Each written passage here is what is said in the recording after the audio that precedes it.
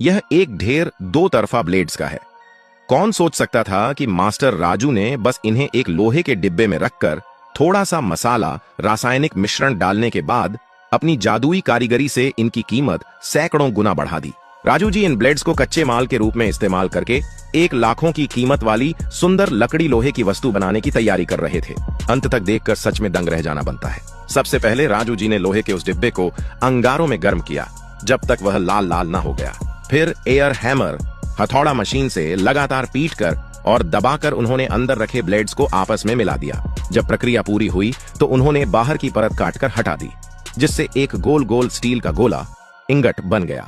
अब कच्चा माल तैयार था और असली निर्माण की शुरुआत हुई। फिर राजू जी ने उस स्टील इंगट पर एक स्टील रॉड वेल्ड की, जिसे हैंडल के रूप में पकड़ा जा सके।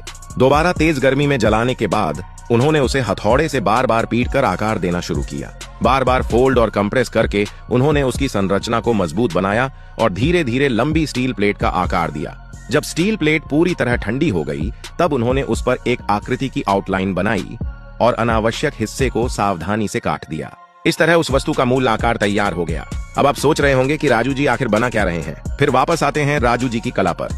उन्होंने बड़ी कुशलता से उसे तराशा, चमकाया और जब एसिड से वॉश किया तो उस पर सुंदर लहरदार डामास्कस पैटर्न उभर आया। अब साफ हो गया था कि वह एक दमिश्क स्टील की तलवार या चाकू बना रहे थे। लेकिन अभी यह अधूरा था। जैसे अच्छे घोड़े के लिए अच्छी काठी, उसी तरह इस सुंदर ब्लेड के लिए एक शानदार हैंडल चाहिए था। इसलिए राजू जी ने हैंडगार्ड के लिए बड़ा पीतल का टुकड़ा और एक कीमती लकड़ी का हिस्सा चुना। दोनों को जोड़कर ब्लेड को उसमें फिट किया।